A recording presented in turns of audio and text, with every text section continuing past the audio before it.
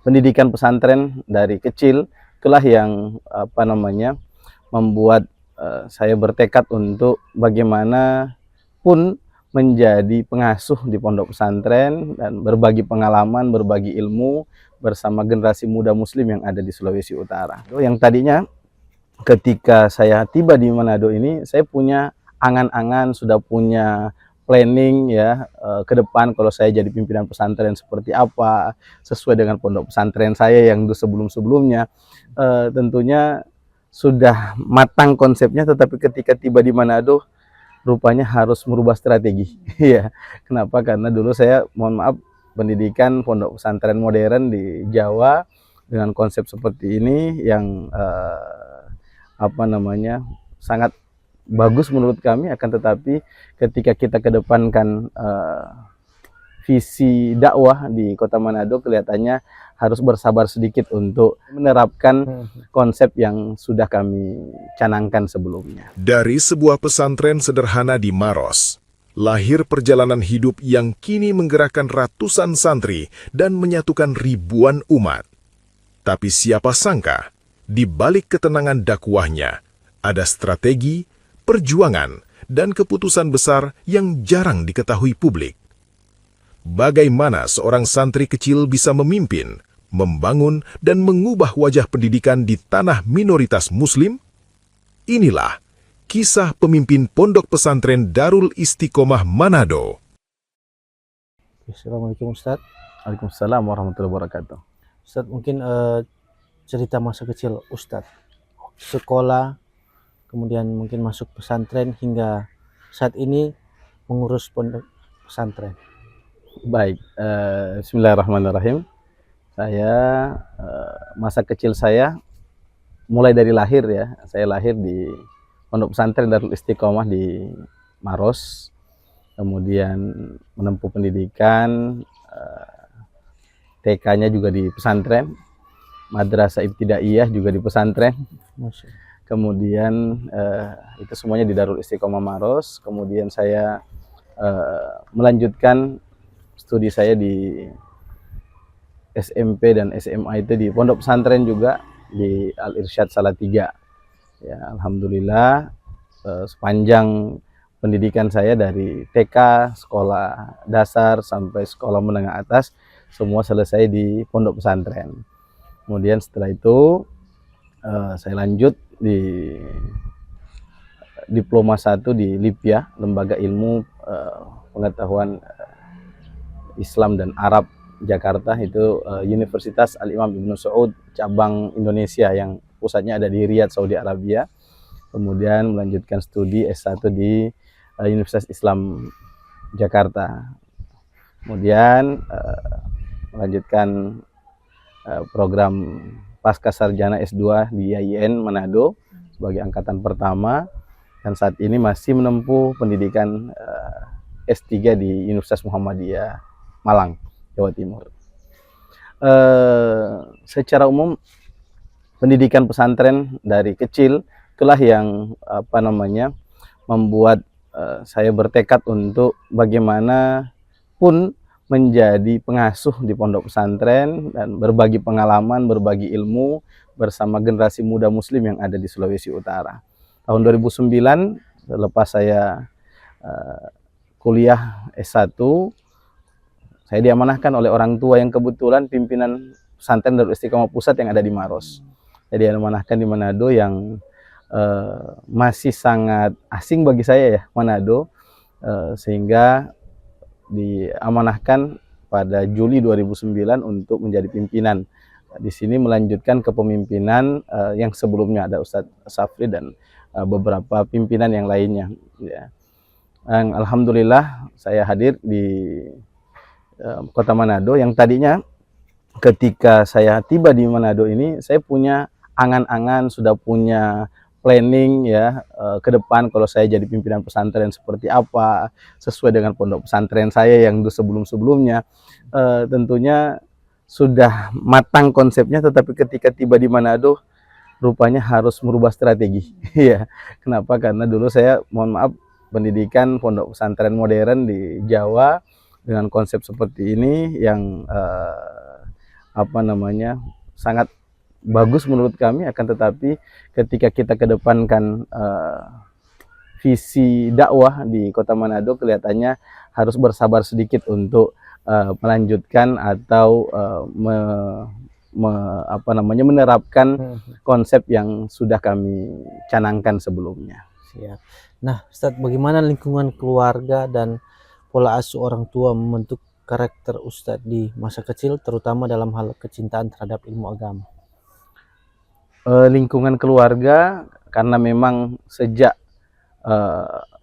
kakek saya adalah pendiri Pondok Pesantren Darul Istiqomah, kemudian orang tua melanjutkan menjadi pimpinan Pondok Pesantren Darul Istiqomah di Makassar. Saya pun dididik di pesantren, ya, SD, SMP, SMA, bahkan S1 sebenarnya itu di pesantren juga. Ya, jadi saya Bapak buka cabang perwakilan Darul Istiqomah di Jakarta, dan saya tinggalnya di sana. Meskipun saya di Lipia Jakarta, di Universitas Islam Jakarta, juga tinggalnya di pondok pesantren sebenarnya. Ya. Pola pendidikan yang ditanamkan oleh orang tua, Allahyarham, abah saya, itu sangat berarti bagi kami, ya, betapa beliau mampu membangun pondok pesantren Darul Istiqomah di pusat yang tadinya wakaf dari pemerintah itu 0,5 hektar, kemudian sampai saat ini sudah seluas 65 hektar dengan pendidikan yang komplit, mulai dari pendidikan anak usia dini, taman kanak-kanak, kemudian madrasah ibtidaiyah, sanawiyah, aliyah, ada program tahfizul Quran dan lain sebagainya, membuat satu komunitas perkampungan pesantren, ya.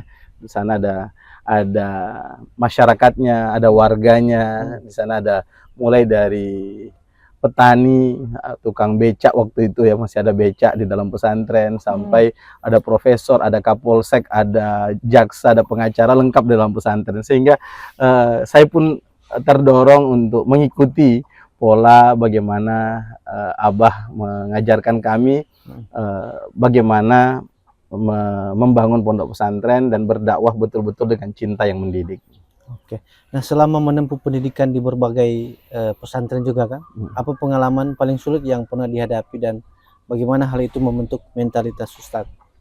Iya, jadi seperti yang saya sampaikan tadi, bahwa ketika tiba di Manado, ya, saya bermimpi membangun pendidikan yang modern, pondok pesantren seperti yang saya pernah alami dulu. Tetapi ketika tiba di sini di Manado, kelihatannya kepentingan dakwah yang harus saya kedepankan, ya, mengingat ketika anak santri kita berlakukan aturan lah, contoh masuk pesantren ada tes agama, pengetahuan dasar agama, ada tes hafalan Al-Quran, tentu ada persyaratan administrasi yang tidak murah ketika kita ingin menghasilkan anak-anak yang berkualitas. Namun ketika tiba di Manado, jumlah pesantren yang ada di kota Manado cuma 4. Pada waktu itu se-Sulawesi Utara setahu saya baru 13, satu provinsi Sulawesi Utara pondok pesantren, sehingga kami merasa bahwa kalau saya terapkan ini, yang ada basic agama kita terima, tidak ada basic agama kita tolak, maka di mana mereka mau belajar agama? Bisa baca Al-Quran, bahkan harus hafal juz amma minimal, kita terima. Ketika tidak bisa membaca Al-Quran, maka kita tolak. Maka di mana mereka membaca Al-Quran? Kalau sekiranya ada kemampuan finansial, bayar SPP dan lain sebagainya, itu yang kita terima. Ketika yang tidak mampu kita tolak. Maka di manalah orang-orang yang tidak mampu tadi melanjutkan pendidikannya, yang sangat rentan dengan pengaruh atau godaan-godaan akidah, ya. Sehingga kami pun membuka pondok pesantren dengan menerapkan aturan yang sangat longgar. Paham agama, alhamdulillah. Nggak paham agama, di sini belajar agama. Bisa baca Al-Quran, alhamdulillah. Tidak bisa baca Al-Quran, di sinilah tempatnya belajar Al-Quran. punya uang, alhamdulillah bisa saling membantu, saling subsidi silang barangkali, tapi tidak punya kemampuan. Di sini tempatnya belajar, dan alhamdulillah masyarakat muslim yang ada di Sulawesi Utara, bahkan secara umum masyarakat Sulawesi Utara pun memberikan dukungan, sokongan, bantuan untuk pendidikan generasi muda muslim yang ada di Sulawesi Utara. Sehingga alhamdulillah meskipun mungkin tertatih-tatih, akan tetapi sampai sejauh ini saya kurang lebih sudah hampir 17 tahun, 17 tahun. di Kota Manado. Alhamdulillah merasakan betul bagaimana indahnya dakwah, indahnya muamalah, indahnya hidup, kehidupan sosial di Sulawesi Utara. Ustadz, 17 tahun ini maksudnya sudah memimpin pondok? 17 tahun memimpin pondok pesantren Darul Istiqomah. Oke, nah. Yang usia Darul Istiqomah saat ini memasuki usia 38 tahun, sejak tahun 88. Jadi sebelumnya ada juga yang Sebelumnya ada pimpinan yang merintis, karena dulu ini apa ya, empang ya. Ini Empang, dulu iya. bobo-bobo di sini. Bobo, kemudian dijadikan kolam-kolam ikan, dan barulah pelan-pelan kami tata begitu. Oke, siap. Nah, Ustadz, mungkin ada kisah atau apa hal pertama saat memimpin pondok ini dulu? Iya, kisah pertama ketika memimpin pesantren sangat berat ya, awalnya ya. Awalnya Apalagi Manado kan. apalagi Manado. Di usia juga saya yang masih sangat muda waktu itu ya. Ya, ya. Masih belum sampai 30 tahun sebelum memimpin pesantren, yang hampir semua guru pengasuh yang ada lebih tua dari saya. Iya, iya. Ya. Tapi dengan tekad dan doa dari orang tua, support dari orang tua, kau pasti mampu, kau pasti bisa, maka alhamdulillah pelan-pelan kami kami mencoba untuk terus berdakwah sampai memimpin pesantren Darul Istiqomah ini. Nah, perkembangan santri waktu itu mungkin saat Ustadz memimpin berapa jumlahnya, kemudian saat ini?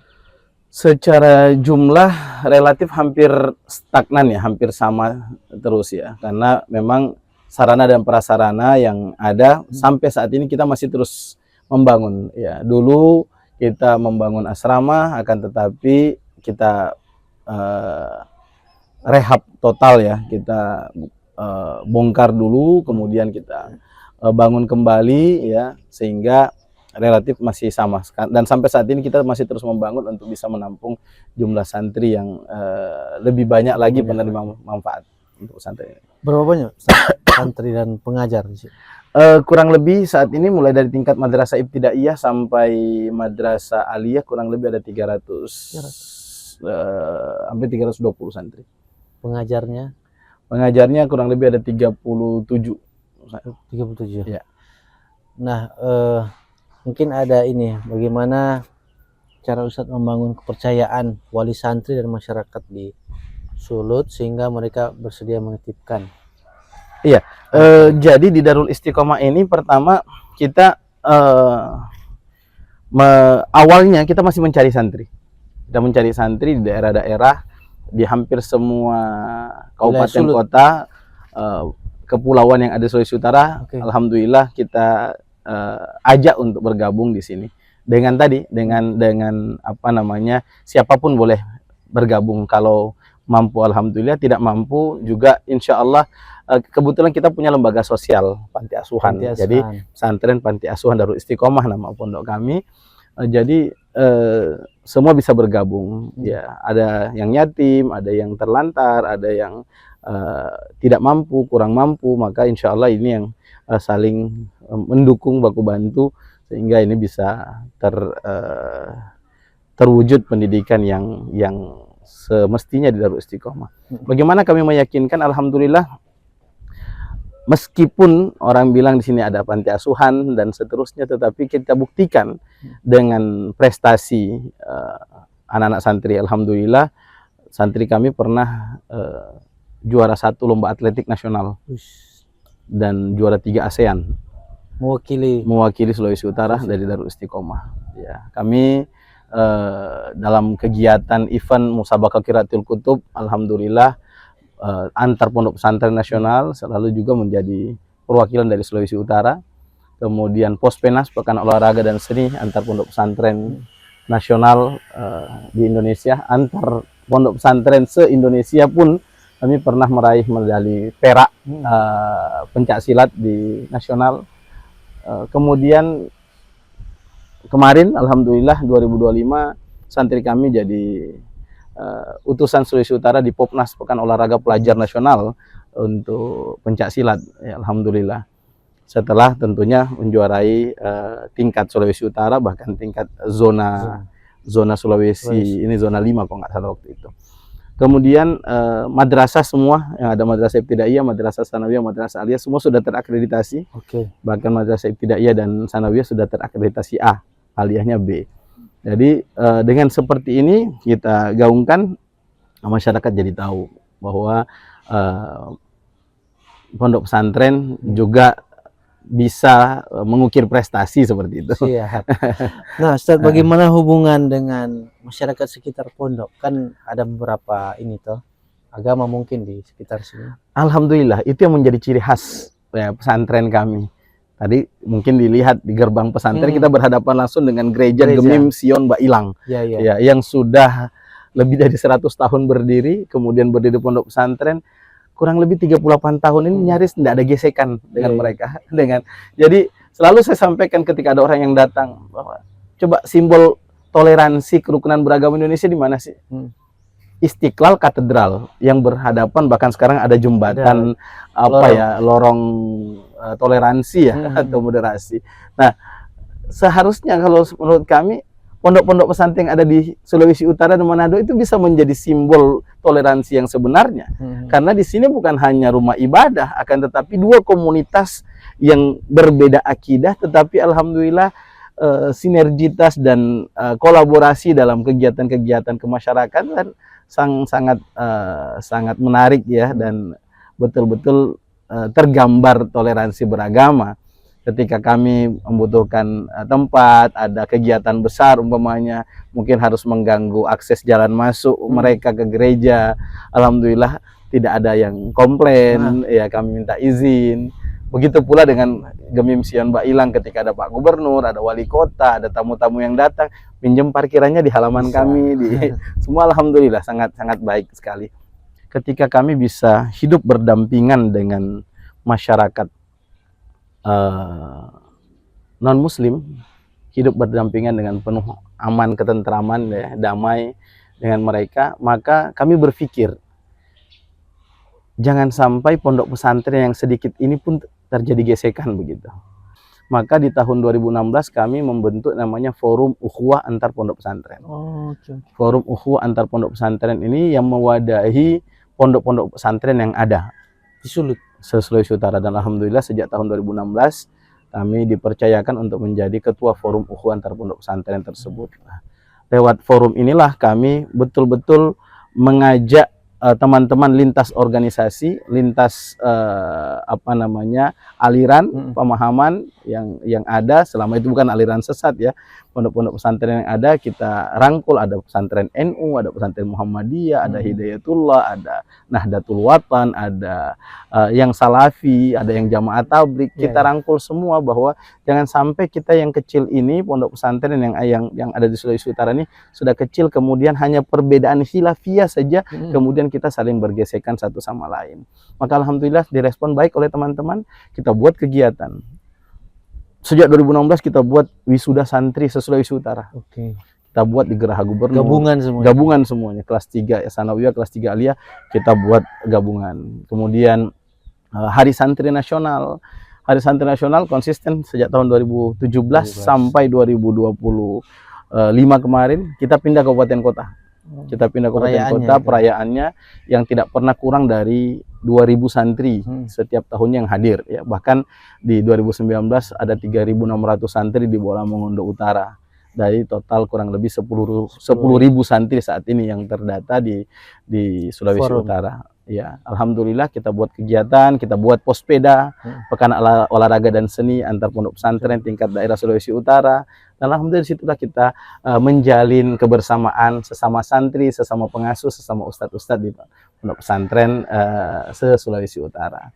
Dan alhamdulillah dengan jalur inilah kami pun dipercayakan untuk menjadi Ketua Komisi Fatwa Majelis Ulama Indonesia Sulawesi Utara. Baru dilantik Ustaz? Ya? Baru dilantik? Sejak tahun 2020. Oh, 2000. Kemudian ini sekarang sudah masuk periode kedua. Oke. Kemarin di tanggal 14 Februari 2026 kami dilantik kembali untuk dikukuhkan kembali untuk menjadi Ketua Fatwa Sulawesi Utara. Dan di berbagai organisasi lainnya tentunya yang mempercayakan kami, selain Forum Muhantar Pondok Pesantren, kami ini juga menjadi Ketua DPW Hebitren, Himpunan Ekonomi Bisnis Pesantren Sulawesi Utara. Jadi bagaimana menghidupkan, mengajak teman-teman jangan hanya berpangku tangan menunggu bantuan, sumbangan, tapi ayo kita hidupkan ekonomi pondok pesantren yang lebih bermartabat, yang lebih pesantren yang lebih mandiri. Alhamdulillah ini gerakan-gerakan yang tidak mungkin kami lakukan sendiri, ya, tetapi mengajak rekan-rekan untuk mari bersama kita membangun kolaborasi antar umat beragama, khususnya umat Islam yang ada Sulawesi Utara. Oke, siap. Nah, Ustadz, tadi kan dengar ada 300-an santri dan ada juga yang panti asuhan. Ya. Nah, bagaimana Ustadz menjaga keberlangsungan operasional pesantren dan panti asuhan? Apakah ada unit usaha tertentu atau seperti apa, Ustadz? Iya, alhamdulillah. Jadi pertama tentunya alhamdulillah karena madrasahnya terdaftar, untuk operasional madrasah itu bisa tercover oleh dana BOS, ya, bantuan operasional sekolah. Kemudian yang lain ada subsidi silang sebagian santri yang bayar, meskipun nggak mahal-mahal juga, sebenarnya nggak bisa mensubsidi silang juga sebenarnya. Cukup untuk diri mereka, tetapi alhamdulillah itu juga sudah cukup. Kemudian ada unit usaha, kita punya unit usaha bakery, kemudian ada laundry, kemudian ada unit usaha lainnya, di atas juga ada perkebunan. Kemudian tentunya ada donatur-donatur baik yang tetap ataupun donatur yang lepas yang sering membantu karena betul-betul tahu bagaimana perjuangan mendidik generasi muda muslim yang ada di Darul Istiqomah ini. Siap. Nah, terakhir mungkin berdasarkan seluruh perjalanan perjuangan Ustadz tadi, apa pesan bagi santri atau generasi muda yang ingin mengikuti jejak menjadi pejuang pendidikan Islam? Ikhlaskan niat bahwa kita berjuang, kita berdakwah karena Allah Subhanahu wa Ta'ala, bahwa segala apa yang kita lakukan semuanya tidak ada yang sia-sia. Sekecil apapun yang kita lakukan, kalau itu kebaikan, niscaya Allah Subhanahu wa Ta'ala pasti memberikan ganjarannya, dan sekecil apapun kalau itu kejelekan, maka pasti Allah akan memberikan ganjarannya. Nah, waktu hidup kita di dunia itu sangat singkat. Bahwa ad-dunya darul amal wal akhiratu darul jaza. Dunia ini tempatnya beramal dan akhirat tempatnya pembalasan. Maka kerjakan, maksimalkan ibadah kita, kerja kita, dakwah kita di dunia ini untuk menuai hasil yang maksimal tentunya yang kita harapkan baik di alam kubur, di padang mahsyar ataupun di surga kelak nanti. Insya Allah berjuang dengan niat yang ikhlas dan kerja keras, itu barangkali yang terpenting. Terima kasih Ustadz atas waktunya. Assalamualaikum warahmatullahi wabarakatuh. Waalaikumsalam warahmatullahi wabarakatuh. Download Tribun X sekarang, menghadirkan lokal menjadi Indonesia.